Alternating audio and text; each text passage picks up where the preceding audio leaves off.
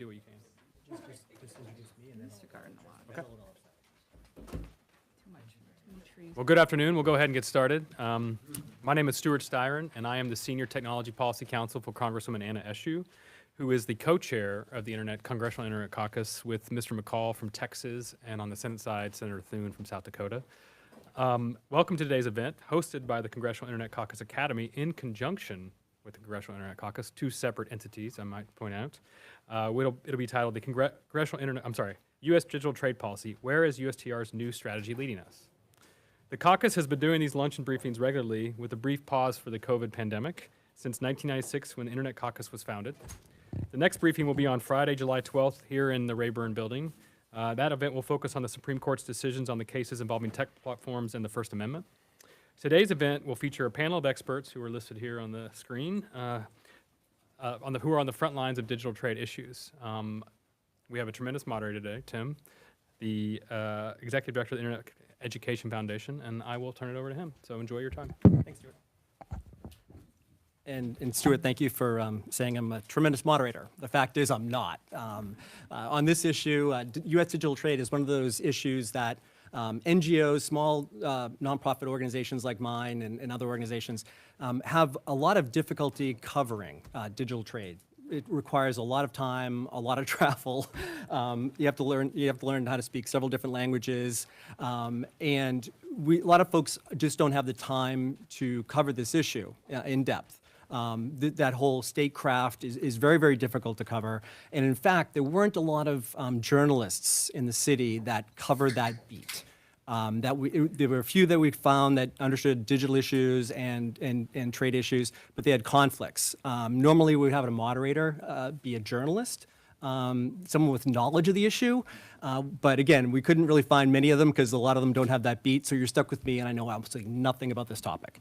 So what we did do is we got 4 different experts on the issue who probably have good passports that are stamped quite a bit to cover the issue and look at this issue, follow it, and kind of have a conversation today about what has happened recently with regard to digital trade, what digital trade is, what changes or shifts, as we kind of called it, have happened with regard to administration's digital trade policy recently, and where does it go from here? And so just let me go from left to right. We have Laurie Wallach from Rethink Trade. We have Natalie Campbell from the Internet Society. We have Jonathan McHale, who's with the Computer and Communication Industry Association, but everybody calls it CCIA. And then on the far left is Simon Lester from worldtradelaw.net. Simon also has several other titles, but he can fill those in as need be. This issue was brought to our attention in like November. Apparently, folks had noticed that the U.S. Trade Representative had made a shift in U.S. trade policy, and when it comes to digital trade, and I think it resolved around kind of the joint statement initiative that had something to do with e-commerce. They made a statement in October, and it changed kind of the digital trade rules that they had pursued before under the Trump administration and in previous administrations, and we're here kind of to talk about that shift in trade policy and what does it mean. A lot of folks on the Hill, on the Senate side, Senator Warren specifically and Senator Klobuchar, have been supportive of a shift in trade policy, other when it comes to competition issues and other things like that, and then others have been jarred by the shift in trade policy. But we wanted to kind of give an update on this from the experts in the room. And let me just, before I go to that, if you're watching online, if you're on YouTube, we'd really appreciate if you could subscribe to our channel, because apparently for us to stream on YouTube, we need to have, you have to subscribe. So there's like limits, but if you could just hit the subscribe button, we'd really appreciate it. But let me just go to you guys. With regard to, Natalie had brought this to our attention with an op-ed she had written that there was a shift in trade policy, and I could read it as like a sentence or 2 sentences in October what the U.S. Trade Representative, but what essentially did the U.S. Trade really quickly, like what shift was it and what did it say? Sure. So first I'll say that we at the Internet Society believe in open, globally connected, secure, and trustworthy internet. And that is our wheelhouse. We are also in the camp of those who are not usually involved in trade conversations or even trade negotiations. But when we started paying attention was last October, because we know that the internet, since its very beginning, has really relied on people intentionally supporting what it needs as a foundation to be open, globally connected, secure, and trustworthy. And the United States has a really long reputation of championing this approach, this policy approach, in many different forums, including in trade. And that is a big part of why the internet has grown and developed so quickly and so favorably for the United States, because of this approach to supporting what the internet needs to exist and thrive. As I said, when we started paying attention is when we see threats to the internet. And, you know, like it or not, it's not that we necessarily advocate that protections for the internet happen in trade conversations, but trade negotiations are increasingly dealing with issues such as cross-border data flows. So it was really concerning to us when we saw the announcement from the USTR saying that it would stop support for cross-border data flows at the WTO, and in the joint statement on e-commerce conversations, it was no longer going to be intentionally opposing mandated data localization, which is a particular type of data governance that's very harmful to the internet. And it also is deprioritizing opposition to discriminatory data policies and national demands to see the source code of foreign companies. So this is when we start paying attention because, as I said, the internet, you know, has a foundation that it needs to exist and thrive. It needs to be open. It needs to be globally connected. And we can't take that foundation for granted. When we see, when we saw the United States taking a step back from this policy approach that, you know, since the Clinton administration has really helped flourish the internet across the world, and a lot of countries worldwide were influenced by this approach to the internet and wanted to have the benefits of the internet that this approach to policy took. When we saw that the United States was taking a step back from that, that was a huge red flag. As I said, it's not that we're advocating for internet policy protections to be made through trade, but like it or not, this has had, you know, a really enduring influence, and stepping back will just create a huge vacuum that gives way to a lot of different approaches that are not necessarily in line with the internet that I think we're going to be talking about today. So digital trade is kind of something new. I mean, trade issues used to be like about widgets and goods and hard goods going across borders and everything like that. And digital trade or e-commerce, whatever it is relatively recent. Even though we've been doing these briefings up here in the Hill since 1996, digital trade issues are relatively new. I'm not even sure it has a very well-defined definition. So let me just say this. What is this new digital trade concept? How is it different from the e-commerce concept in past trade agreements? And if you could maybe provide a little context for that, Laurie. Super. So I actually will give some context, but also contest some of Natalie's description. Because what happened in October at the World Trade Organization in e-commerce negotiations, it's called the Joint Statement Initiative, the JSI, but it's 90 countries basically sitting in Geneva trying to set up global rules on these issues. And what happened is the US government did what's called withdrew attributions, so it took its initials off of a set of four particular proposals that actually had been tabled by the Trump administration. And those four proposals were actually unlike anything that had been, for instance, in the Clinton-era agreements. These rules only exist in the Trump's administration's U.S.-Mexico-Canada agreement, the USMCA, and only exist in a U.S.-Japan agreement that didn't actually get approved by Congress. And these rules particularly involve, number one, extreme limits on the regulation of data flows. Now, already there are WTO rules, which frankly, China, Russia ignore, that require the use of telecommunications platforms and systems. So, you know, like when China shuts down access to the New York Times, that's already a violation of the WTO, but they're not following those rules. This has to do with limiting data flows, for instance, which many governments do for privacy, or the Congress, the House just voted for 14-0, to do with the data brokers bill and national security. The rule that was tabled in the name of the U.S. by the Trump administration that had broken from these past agreements. And by the way, the first agreement, I printed these out in case any of the staff here wanted to get the citations.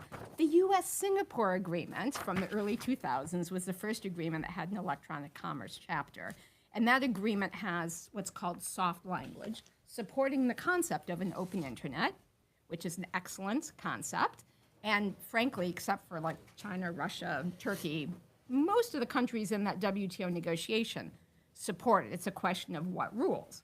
So for instance, I brought the EU's version of rules to get an open internet, which if I had a magic wand, I would probably have the US associate with something like that.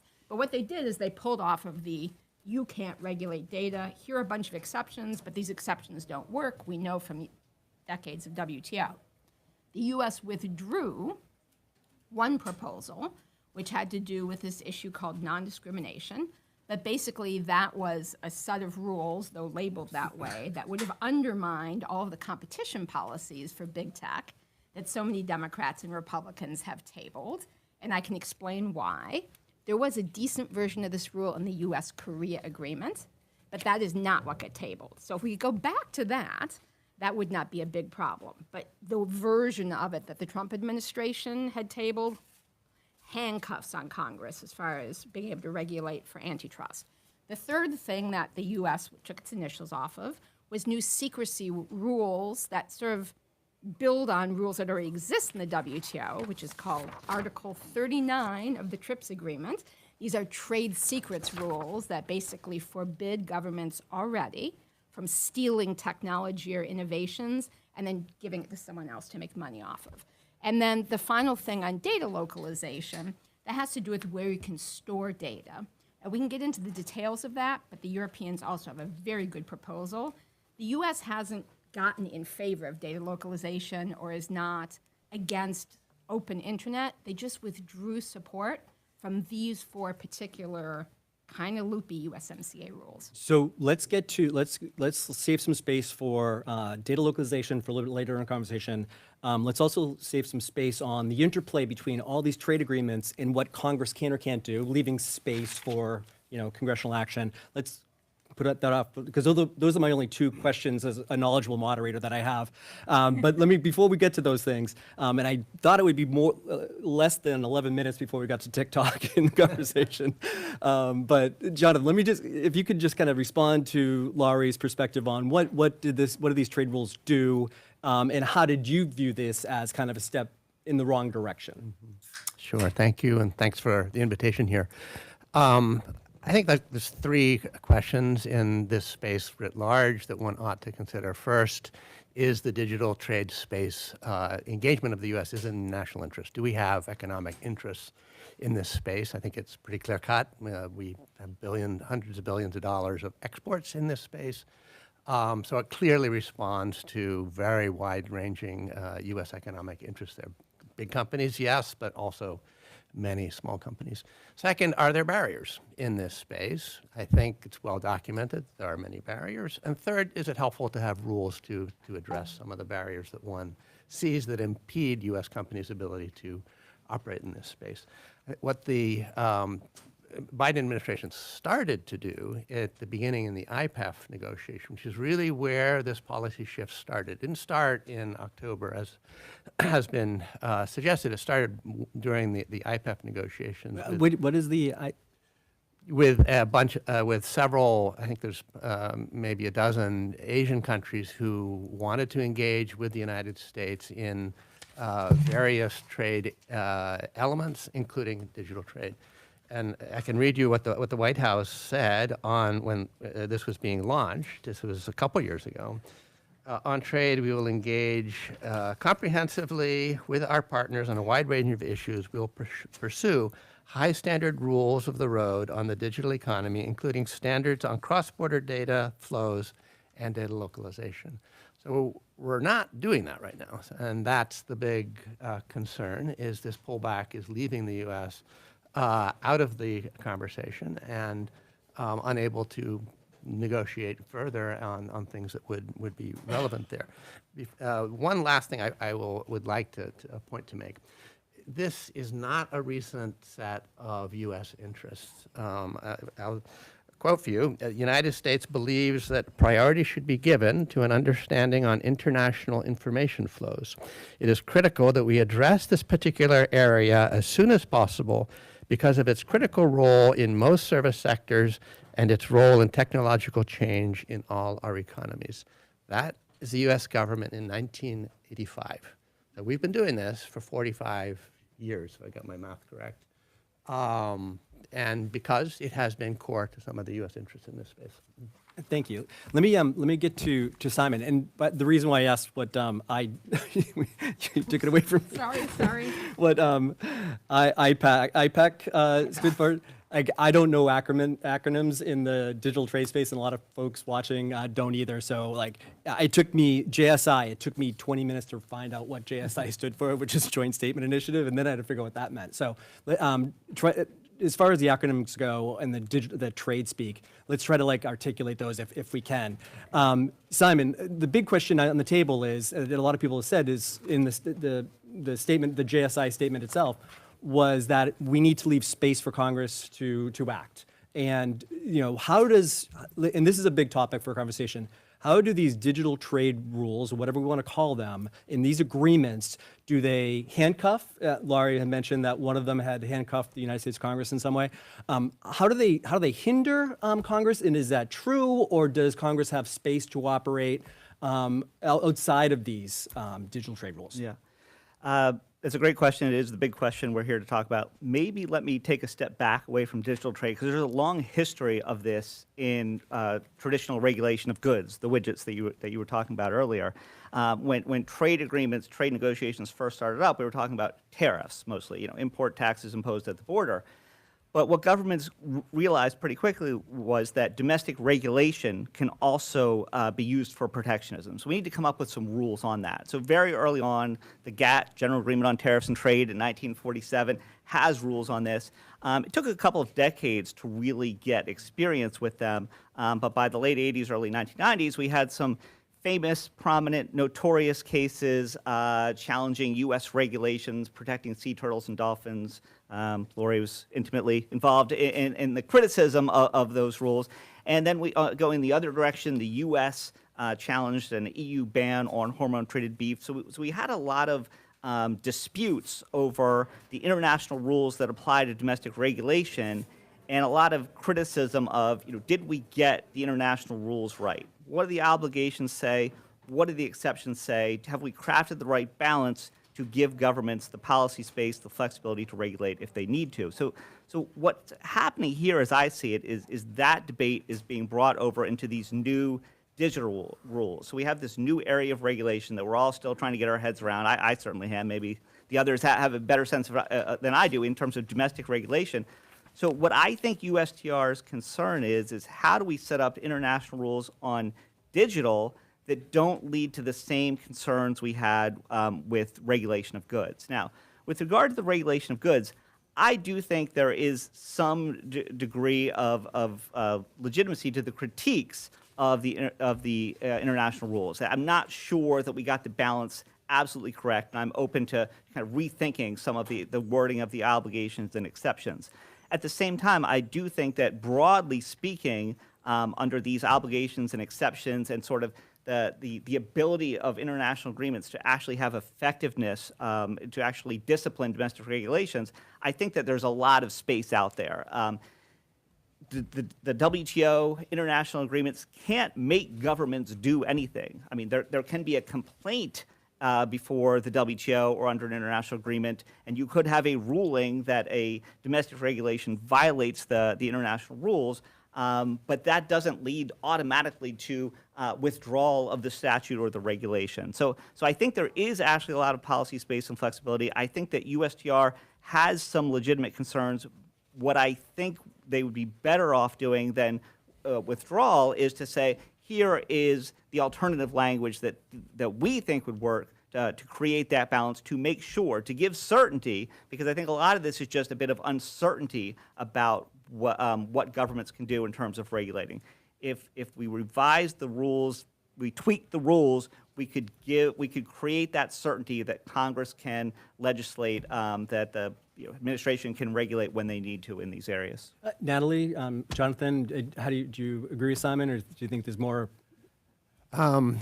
Yeah, if I could just chime in here. So, two lawyers on other sides of me. I'm not a lawyer. I work as a trade negotiator, so getting the rules on the books and enforcing them. Very little of these rules end up going to litigation. That's the last resort when trying to convince another government to do something correct. So, you will have arguments on might you lose, might you not lose. These rules have been around for a long time. We've got a data flow rule that's on the books since 1994. It has not been litigated. We actually used it constructively with the Chinese. Went into the Chinese, they were blocking software downloads. I said, look, you've got this access to the internet, access to the telecom network obligation. You shouldn't be blocking unless you can justify that the block is necessary. It wasn't necessary. They got it. They understood that what they were trying to block in this case was not really what was sensitive.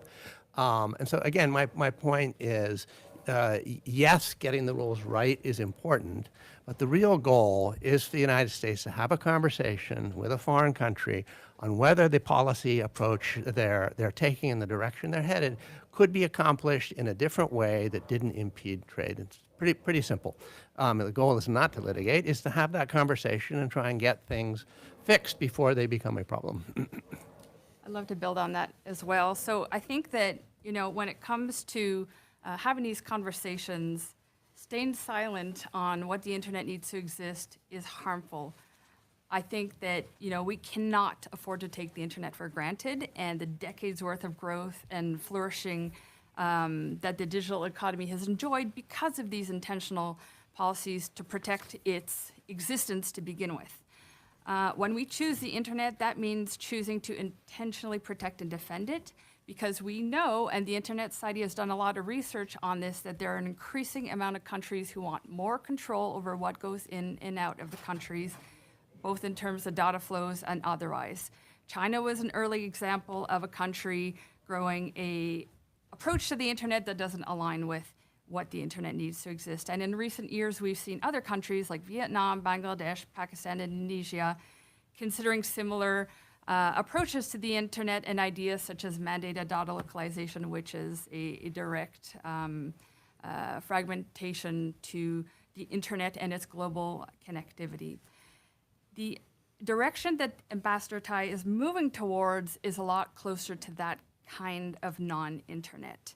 And staying silent, even retreating, it gives a green light to countries around the world, such as the ones I mentioned, but also some democratic countries to start thinking about, well, how do we approach our concerns about privacy and security in a way that might not align with the internet? And these are really legitimate concerns. But the point is that there are ways to address those concerns in ways that don't undermine the internet. And we've seen this. I'm based in Montreal and from Canada. Part of my job is government relations and policy in Canada.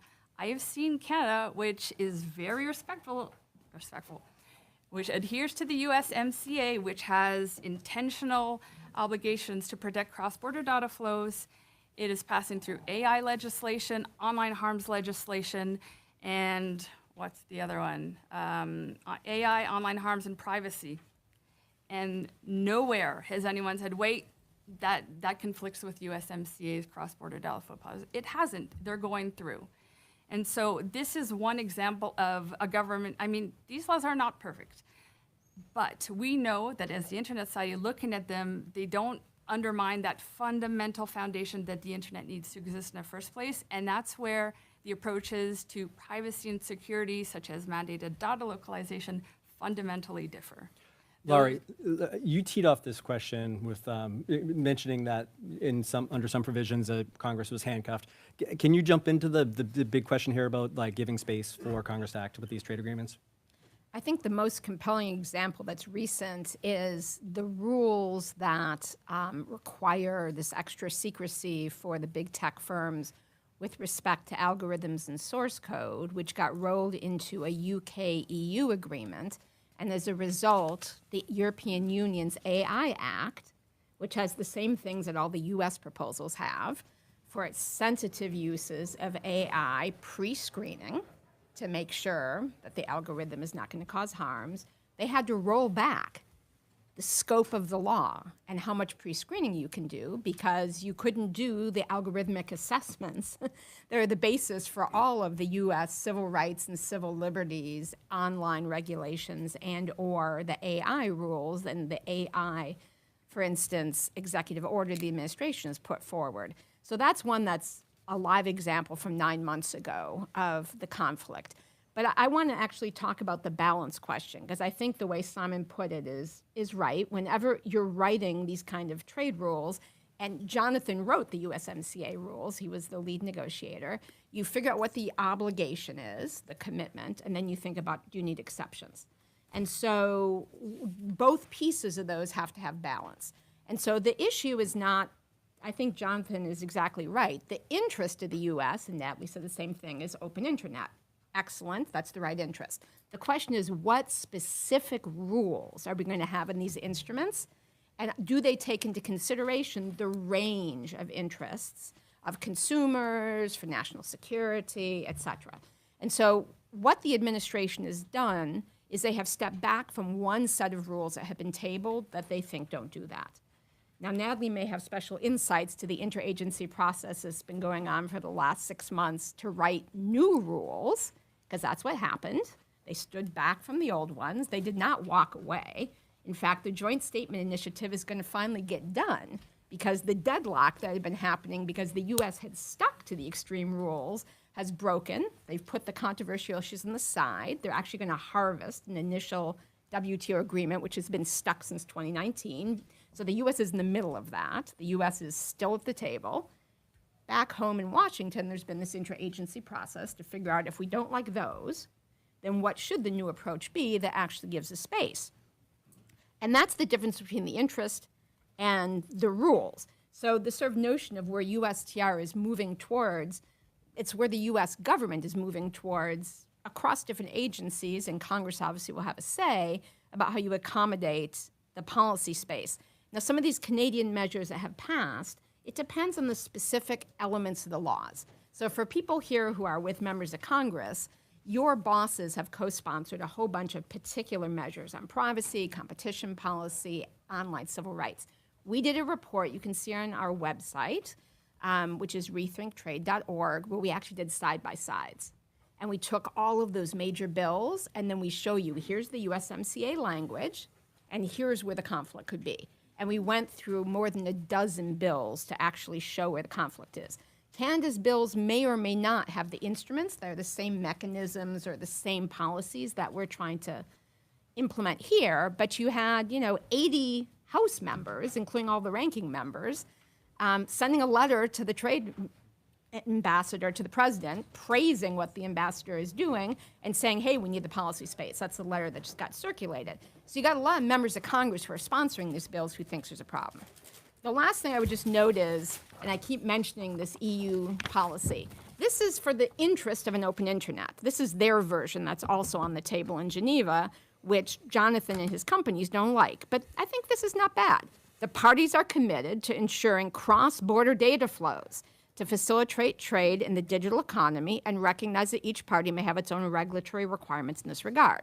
To that end, a party shall not, i.e. it's binding, restrict cross-border data flows taking place between the parties, the countries, in the context of activity that is in with the scope of this chapter, and that's defined quite widely as basically activities on the internet, requiring the use of computing facilities or network elements in the territory for data processing. You can't do that. Requiring the localization of data in its territory. You can't do that. Prohibiting storage or processing of data in the territory. You can't do that. It's a whole list of things you cannot do that are forced localization. And then there's an exception for privacy. And it's an exception that actually works as compared to the one that was in that USMCA language. So, again, if I had a magic wand and I was trying to get the balance right, I would head for something closer to this. Now, this won't work for your guys' data broker law that you just passed unanimously. 3 weeks ago. We would need a different exception added. The EU is focused on privacy. We're thinking more about data security lately. But you could take that ban on forced localization activity, add a working exception for data security to the one on privacy, and you would have fixed that particular rule. Some of the other ones I also have fixes for. And Laurie just triggered our next topic, which is data localization. But let me let Can I just Simon jump in here? respond. I just want to make this concrete for the people who are lawyers who are into words, even if you're not lawyers. So when we're talking about the obligations, as Laurie just described one, they tend to be pretty broad. The argument, I think, is more about the exceptions, and I'll give you two different word choices there to illustrate this. There will be exceptions for specific policy purposes. So it could be privacy is a big one in the data field. So let's just assume privacy. In order, you have the burden to prove that your statute or regulation is either related to the goal of privacy or necessary for the goal of privacy. And that related to necessary distinction, if you just think of the ordinary meaning of those words, not in sort of the legal interpretive context, but just looking them up in the dictionary, necessary seems like a harder thing to prove. And so the debate is often about these really specific word choices. Do we want the statute of regulation to be related to privacy, or do we want it to be necessary, because that's a harder burden to prove? And that's, I think, what the specific arguments are about. It's actually a lot more complicated than that, but that's a simple distinction. We end up with 10 or 20 words and all kinds of different convoluted clauses, and we have to figure out how much deference we're giving to governments to regulate. And if somebody doesn't know it in the audience, doesn't know what data localization is, maybe we can kind of expand on that. I can take a stab. I mean, it's basically government saying that if you have information derived from that market, it has to stay in that market, or at least a copy has to stay in the market. If I could just key off on this last set of comments. So what the EU has done they do understand that they have strong economic interest in data moving and in not forcing every company to build a massive data center in every market they serve. That's sort of the economics of it. It's just really expensive. Data centers can go up to $1 billion to put in. If you had to build a data center everywhere, obviously, trade would be significantly restricted.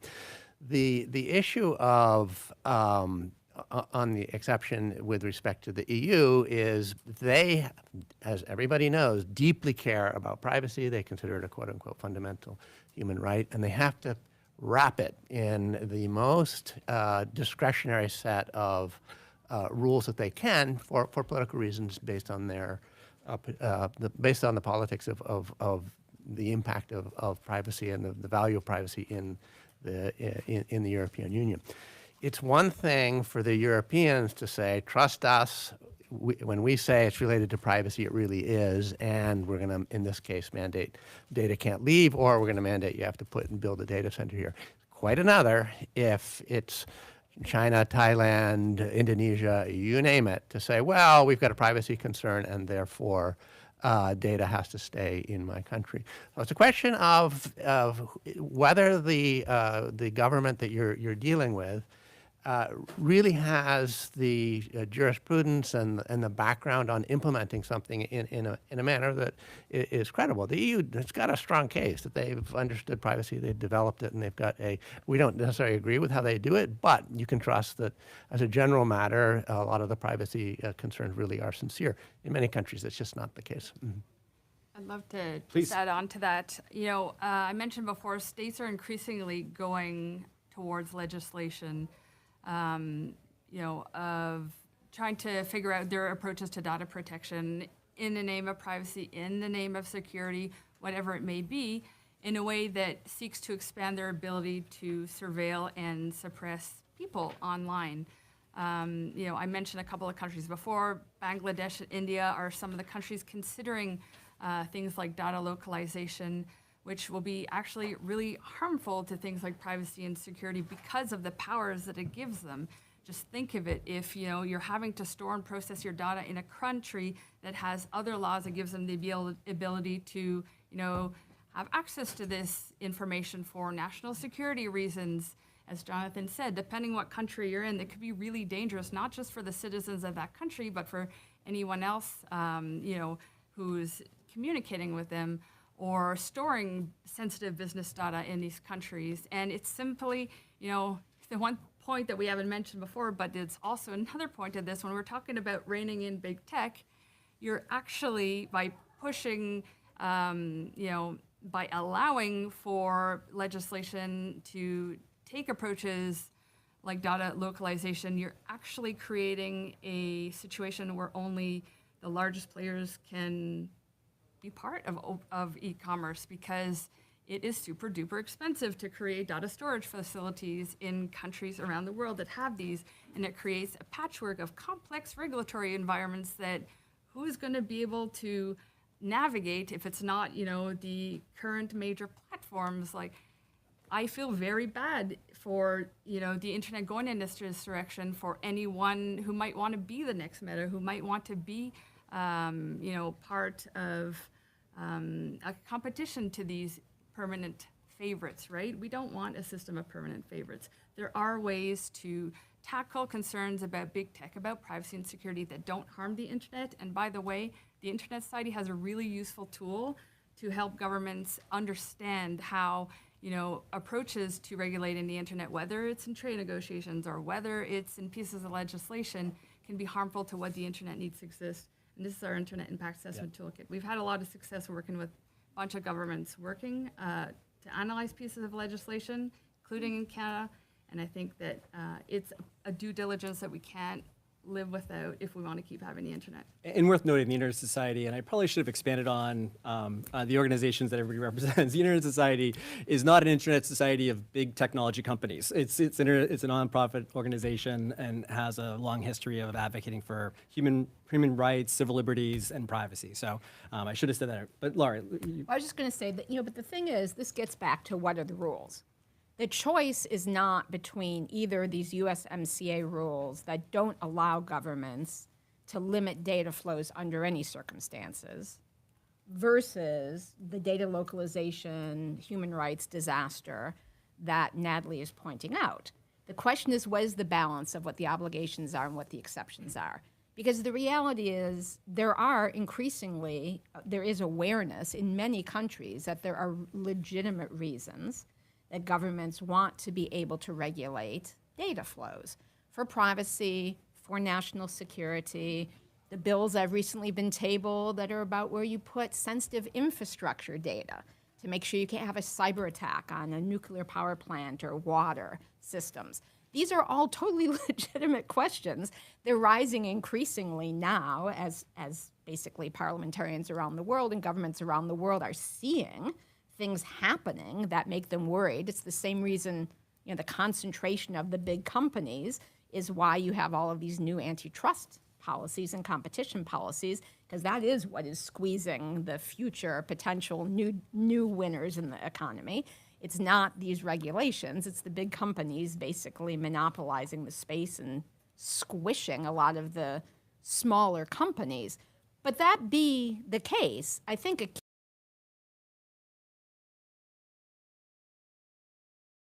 about trade, don't make me have to learn a bunch of new languages. Because no, everyone feels that way. But here is the dirty little secret.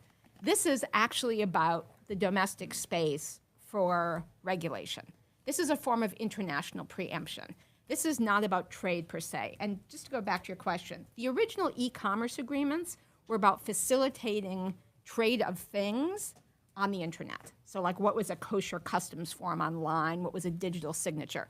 Those old e-commerce agreements basically had binding rules on that and then had high-level principles about things like, we want data flows, but they weren't hard binding commitments of, you cannot regulate. You just heard me read what the EU version of the rules are. The US says, no party shall prohibit or restrict the cross-border transfer of information, including personal information, by electronic means if this activity is for the conduct of a business of a covered person. A covered person's a business. So it's an investor or it's a service provider. So this is setting up a right for businesses to have free flows and to limit what governments can do. And then the exception is an exception that's in the WTO that has failed in all but 2 of its 48 uses in decades of attempted uses. So that is the current US rule. And so the question is not so much what the hell is about trade. It's not a trade issue. The question is, how do you get the balance so you can have domestic policy space to deal with all of these different issues? And while I agree with Simon that there is certainly no automaticity on the enforcement, as a general matter, countries follow the rules. And one that everyone here probably has noticed is, have you noticed that there are no more country of origin labels on chicken, on steaks, on cuts of pork that were in the grocery store that used to say where the critter was born, raised, and slaughtered? That's a WTO case. The U.S. lost a case against our country of origin labels, and at the threat of the $1 billion every year of trade sanctions during the Obama administration, we killed the law, which is what systematically happens. These laws get rolled or they get chilled. Well, before I let Jonathan and Simon jump in there, I'm sure there's the audience has better questions than I do. So after Jonathan and Simon jump in, if any questions, I'll just go to the audience. Yeah, why this is a trade issue. We export $600 billion of services abroad every year. Internet, it's internet-enabled. Most of it's internet-enabled. That is the internet-enabled piece to it. If you can't move data, you can't do that trade. The whole concept of a cross-border service doesn't really make sense if you can't have data attached to the service. I mean, think of any service. Think of Expedia, booking a hotel abroad. Think of a financial transaction. Think of a normal e-commerce transaction. Data has to move, and without the data, you're impeding the ability to offer the trade cross-border. In terms of the suggestion that these rules have constricted any regulation, that's just simply not true. To say that you can't restrict the cross-border flow of information doesn't say that data is at its heart already been regulated. It's just simply saying that when it goes abroad, it's not faced with a differential set of burdens. And so that is why in trade agreements we've been able to bind privacy rules. And the US, by the way, was the pioneer there. So when we were negotiating TPP, that's what no other trade party did that. The United States put forward an obligation that you shall protect privacy through a trade agreement. And that just shows the consistency between having domestic regulation, for example, on privacy, and having a cross-border rule. And the idea, of course, is that privacy protections can travel with data. You don't have to have a differential regime that has something special just because the data goes outside of your country to make sure that it is protected. And that's what you want. You want the companies to be able to protect the data when they move it outside of your country, consistent with what they are required to do domestically. And that's why all these trade partners have signed on to this rule. They have much more robust privacy regimes than we do, and yet they were comfortable saying that we can live with a rule that prevents restrictions on the cross-border but still maintains the domestic regime. Simon, you seem to be wanting to jump in. Just two quick points, because I know we want to get to people's questions, but I just want to push back on two things that Lori said, and she and I can talk about it later, as we probably will. But so on the country of origin labeling for meat, in my opinion, you can have country of origin labeling laws. You just can't use them as a means of disguised protectionism. Like any regulation, you can craft it, even if it's got a non-protectionist policy purpose, you can craft it in a way that it actually helps domestic producers over their foreign competitors. And that, I think, is what was happening in that case. And then one more point just about is this about trade or not? And I think Lori would probably agree with this narrow point. Well, she can tell me if she doesn't. So, I mean, I think it's not only about trade, but there is a trade aspect to it. There is a protectionism aspect to all of this. So you can use data localization to steer business towards your data centers. You can use it for purely protectionist purposes. We just want to give the business to our data centers as opposed to the foreign data centers. Now, there can be security or privacy reasons for data localization, but there clearly, I think, can be a protectionist element to this, and that, I think, it's worth trying to root out, and I think that is a trade element. I don't know, Lori can tell me either now or later whether she agrees with me on that. But. Let me go to the audience, and I'm going to repeat the question for the people watching online. Steve? Thanks. Steve Del Bianco with NetChoice, and it is complicated. I don't follow it, Tim, any better than you, but I do understand the politics.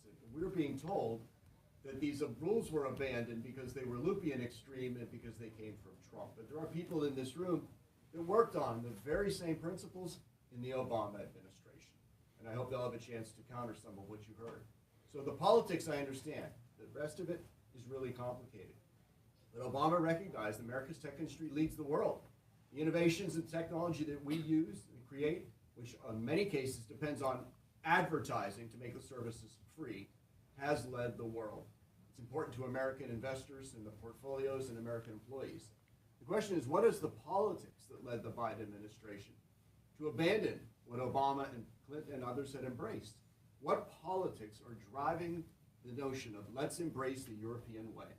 So the question is, what are the politics that led the Biden administration to take a shift away from these particular trade rules? What are the politics of it, from a larger perspective?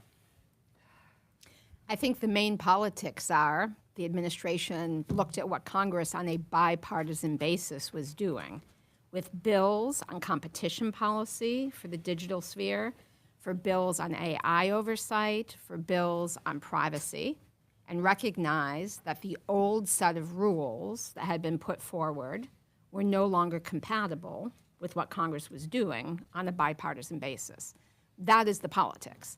And so you have a lot of businesses that are internet-based businesses who have come out in support of the step back to figure out what the new balanced rules should be.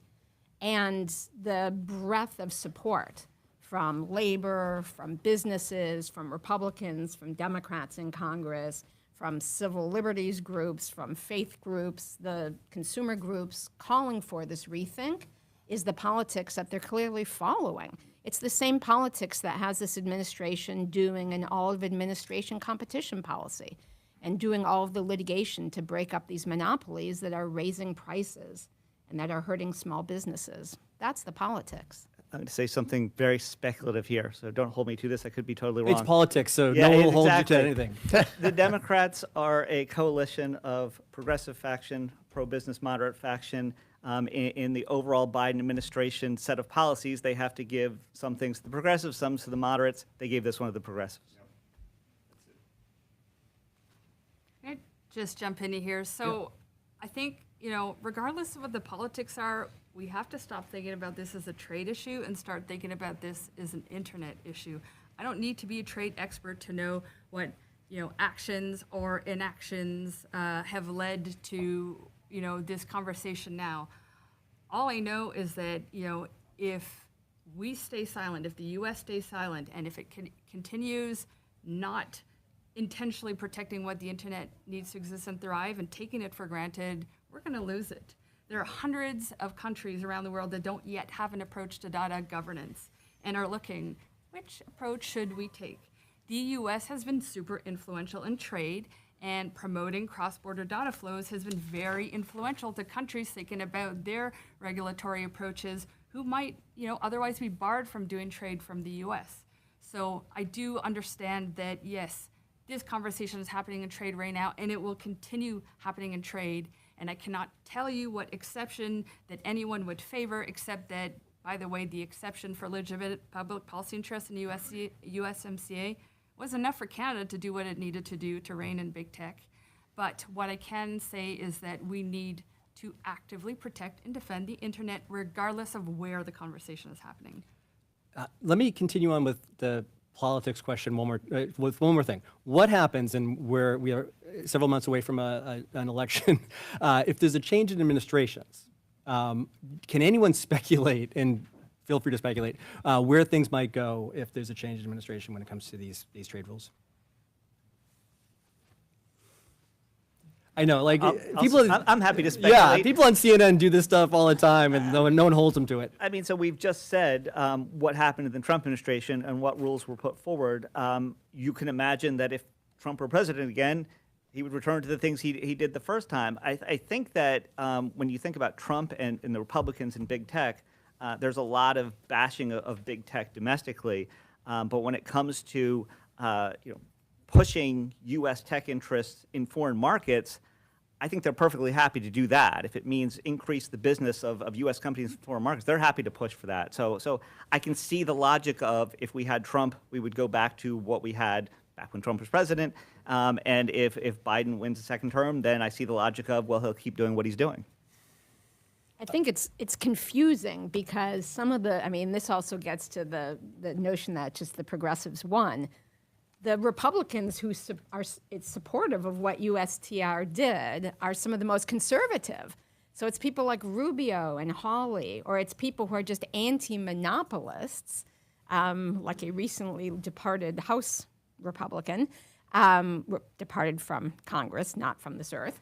God bless. But the politics, I think, cut down much more sort of as big versus small.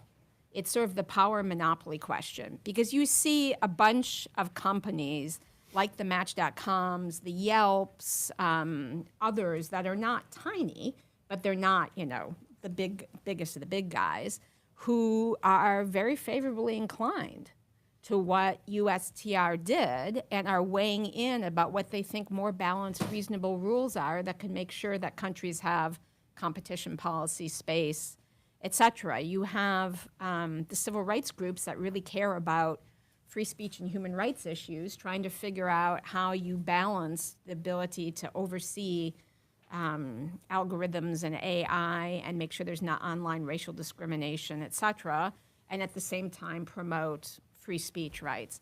So I think it doesn't cut left-right. It kind of cuts monopolist versus, I guess I would use the word populist, which in Europe is a bad word, but I guess is more acceptable here. Because also, if you look at that letter I circulated, there are 80 House members on there. There are some very moderate members on there. But one of those members has a bill on civil rights online or on civil liberties online, and they realize my work could get undermined. And that's why they've come to the side of saying we need a new approach. Again, the interest can be promoted. The question is, what rules do that? And the old rules that the tech industry had promoted, and it did get pushed during Obama into the TPP, but the growing controversy about those digital rules were part of what helped sink the TPP, and the U.S. didn't join it. That's turned around now. It's not 2015 anymore. 10 years later, we know we need the policy space domestically. Jonathan, real quickly, I'm going to go to the audience for another question.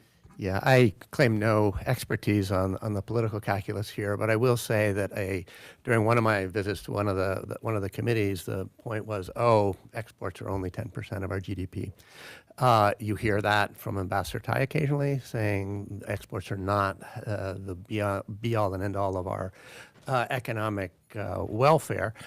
It's obviously true that exports are less than the domestic economy per se, but it does come back to this fundamental question that we started with. Does the U.S. have an interest in this space? So rather than retreat, is it important to be engaged internationally? Politically, maybe it's better to be focused domestically rather than internationally. It seems easier, but it is a big squandering of an opportunity when you have U.S. trade allies really clamoring for, can't we work on these issues, and these rules that we've negotiated over time are perfectly reasonable. And let me, before finishing, I'll quote Kevin Rudd, the ambassador of New Zealand. Some say the case of digital trade is only for the benefit of big corporations. We in Australia don't see it that way. I mean, right? I mean, these countries are not doing it for big tech. They're doing it for their own interests. They want the U.S. there. They want to come up with a reasonable set of rules, and we're just not at the table. And a question back there, before you do, I'm told that people can hear it online, so if you enunciate and project as clearly as Steve did, you're all set. All right, I'll try to follow Steve well. Force from Engine Advocacy. We work with small tech startups all across the country. So obviously this issue very important to them.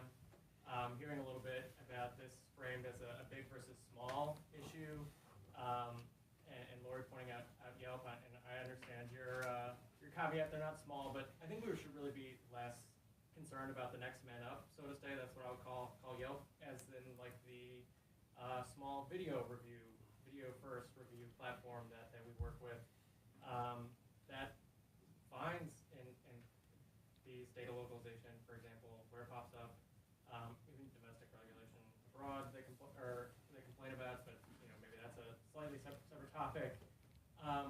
We know it's not a hypothetical thing. We know that these sorts of policies raise costs for startups.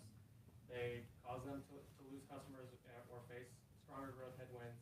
And so I think the question I'm getting to, Tim, is if we go down this road, are we enhancing, and I understand Lori's point on domestic policies to aimed at least to support small companies, are we, what is the net, right? Are we going to end up helping U.S. small companies who go down this road, and hopefully maybe, I don't know if we're going to pass these bills or not, or are we going to end up harming them with higher costs and those other bills aimed to help them don't come to fruition? Well, the first thing to know is the U.S. has remained at the table.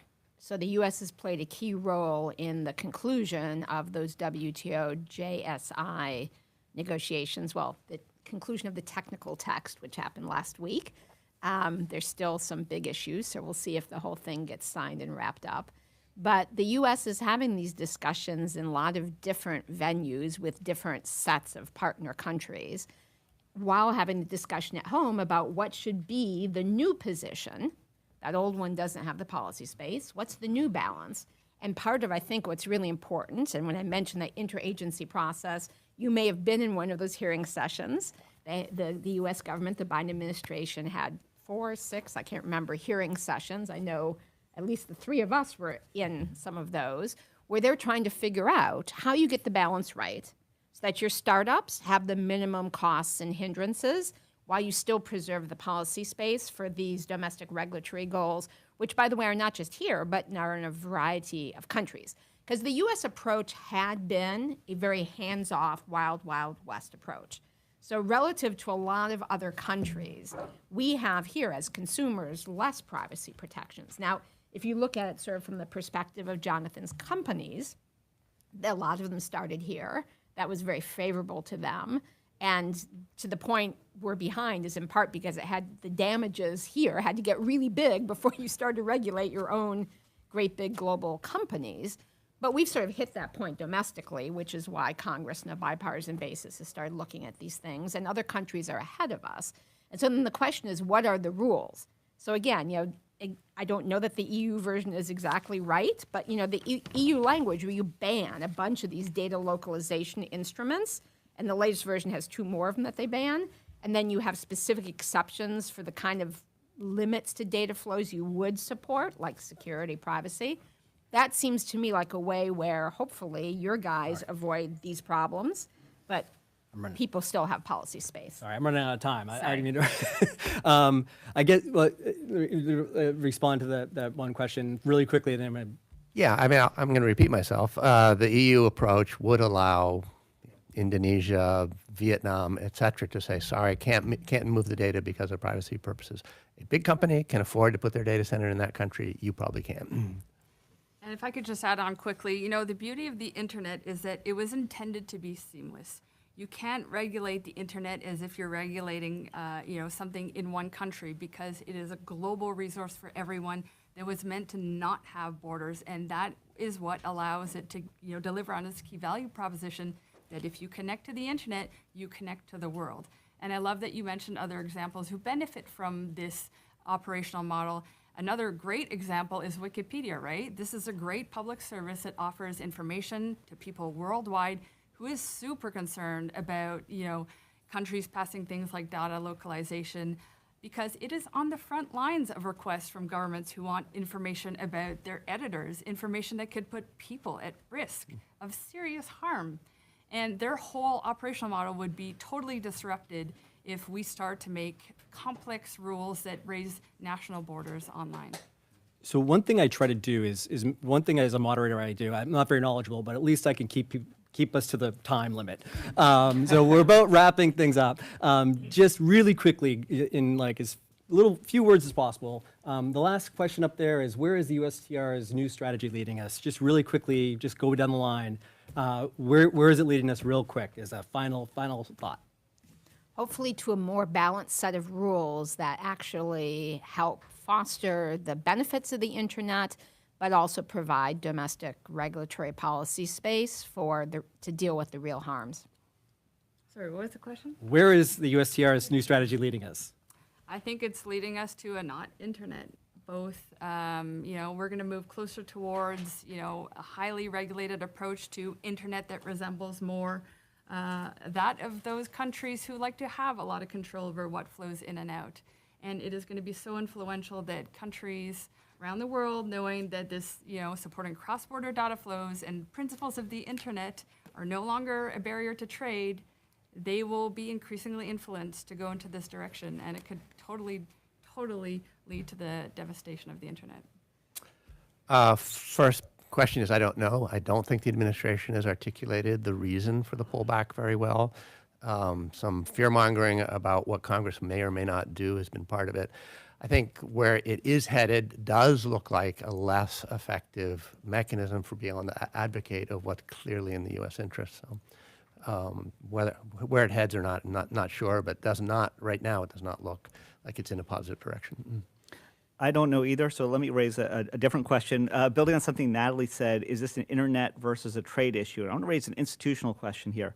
Should USTR be doing this? Do we need a tech or internet agency that has special expertise in these issues and can lead these talks? I don't have an answer to that either, but I'll just leave with that question. And that's an entirely whole new panel we could on that one. But all the folks. Just to be clear, I don't know. Mine was I hope. I want to thank everybody for coming and debate this. Please feel free to get everybody's card that's speaking up here today, because there's so much more to this issue than we just scratched the surface. I want to thank the Internet Caucus, and thank you all for coming, and thanks for watching online.